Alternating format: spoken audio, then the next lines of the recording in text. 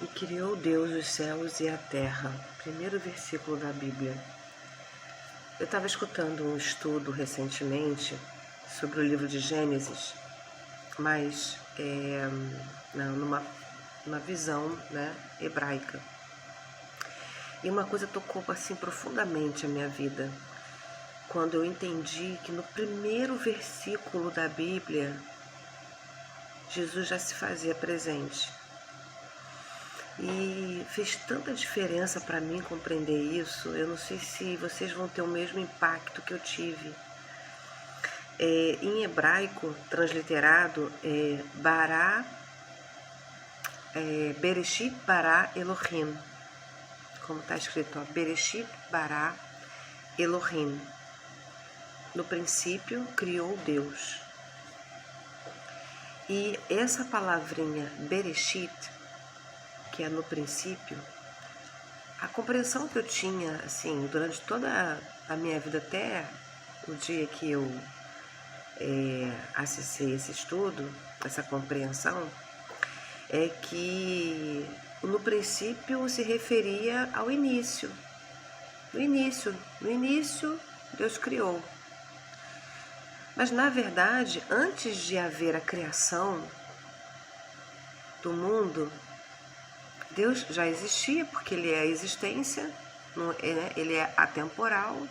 Não tem um tempo em que Deus começou a surgir de tal época. Não, Ele já é a existência, sempre existiu, nada veio antes dele, né? Sempre foi Ele, tudo a partir dele. Então, antes da criação, né, Ele já existia. Naquele momento, naquele tempo, no espaço, houve a criação do mundo, da natureza de todas as coisas que nós conhecemos hoje. E aí, quando você vai a fundo, fazer um estudo a fundo sobre o significado da palavra Bereshit, Bereshit significa o primogênito, o primeiro. Então, no princípio, na verdade, no primogênito, no primeiro, foi criada todas as coisas.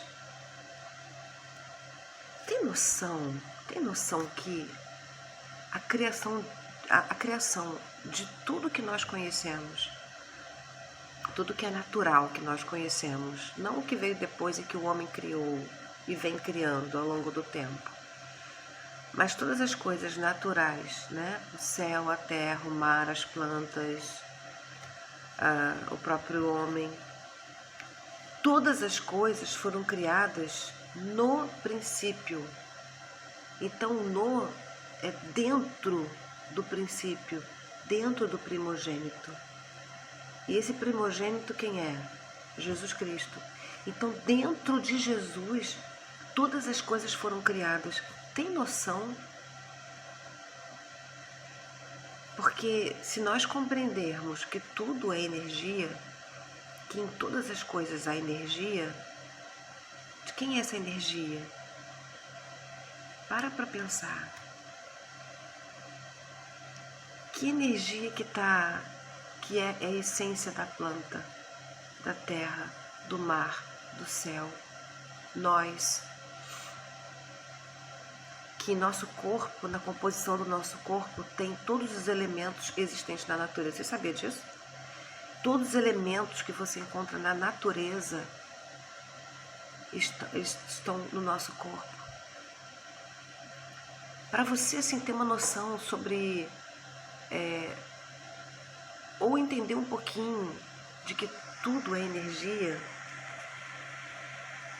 um outro estudo que foi feito com um japonês falou uma coisa assim, ele comprovou com uma experiência que ele fez que foi incrível sobre a energia da água, dizendo que na água há vida, a água é viva, ela é viva. E ele fez um experimento em que ele pegou e separou 2 montes de água, né? 2 quantidades de água. Em uma quantidade X lá de água, Era a mesma quantidade, só que em uma quantidade de água, ele proferiu assim muitas coisas ruins, dizendo que ela era feia, improdutiva, e falando muitas coisas ruins sobre aquela água. E no outro montante, né, na outra quantidade de água, ele já fez o oposto. Ele falou que ela era maravilhosa, que ela era límpida, que ela era viva, e enfim, né, enalteceu ali a água, falou muitas coisas boas sobre a água. E depois de alguns dias, ele, com câmeras microscópicas, né, ele conseguiu obter imagens da água. Incrivelmente, o comportamento da água que recebeu palavras benditas, boas, ela se tornou como um cristal. Vou tentar colocar a imagem aqui para você ver. Ela se tornou como um cristal. E a outra, ela ficou assim, parece que apodreceu. E aí eu comecei a pensar nessas coisas todas, na energia que tem em todas as coisas e que tem dentro de nós. E que não somente em nós, mas em tudo que há no universo, ele tem realmente energia. É vivo, é uma coisa que digamos assim, entre aspas, pulsa, né? E eu fiquei pensando, né, que nós temos uma alta quantidade de água em nosso corpo, né? Segundo estudos, mais de 70%. Então, aquela mesma água, né, nesse experimento em que ela recebe palavras benditas, ela reflete a receptividade dessas palavras de uma forma diferente. Então, isso quer dizer que quando nós bendizemos, quando nós proferimos coisas boas, palavras abençoadoras sobre a vida de alguém, e até mesmo sobre a nossa própria vida, isso produz dentro de nós algo diferente do que se nós proferíssemos palavras malditas, ruins para outra pessoa. E é incrível como as coisas elas estão conectadas, porque isso me faz automaticamente linkar com a identidade, a nossa identidade, a minha identidade, a sua identidade. Que se nós não tivermos, enquanto nós não tivermos a consciência de quem nós somos, é como se nós estivéssemos assim, correndo atrás do rabo igual um cachorro, sabe? Que você fica tentando fazer as coisas, tentando produzir, tentando ser feliz e não consegue. E essa questão da identidade ela é tão forte. Por quê?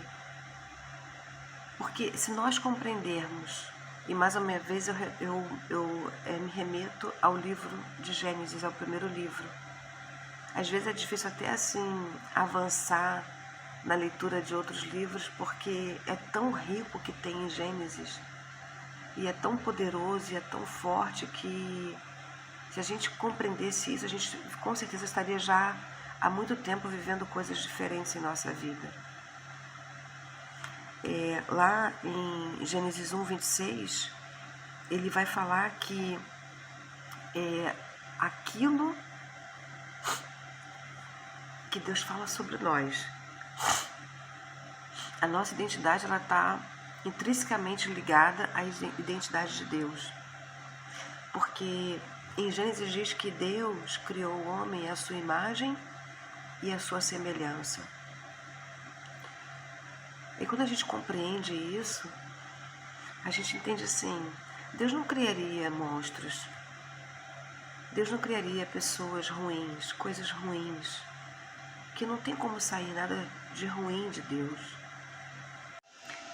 Então, quando a gente acredita que Deus criou o homem mais de semelhança dele, dotado de coisas maravilhosas, lindas, desse filho que ele criou, nesse ser humano que ele criou, a sua imagem e semelhança, Deus já definiu ali o nosso propósito, Ele já definiu ali as nossas características.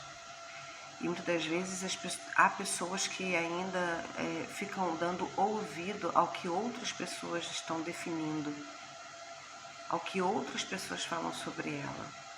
Mas não precisa. Se a gente entende isso, a partir de hoje a gente se apropria dessa palavra. Quem me define, quem me definiu já desde o início foi Deus.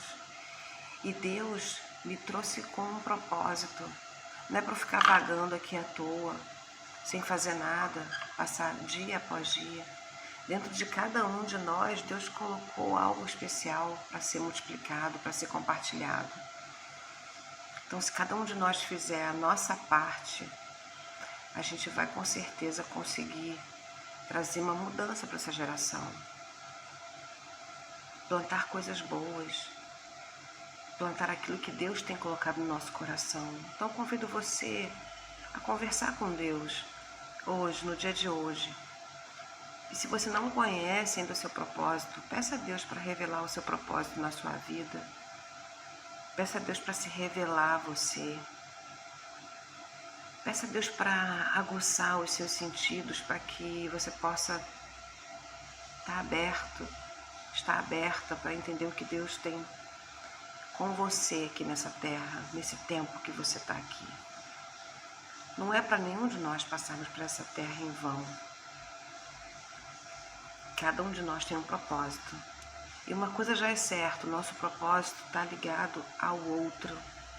Isso já é fato, você não precisa se preocupar para entender, mas aí é com relação a quê? É para eu criar alguma coisa? É para eu descobrir alguma coisa? Não é para você descobrir nada.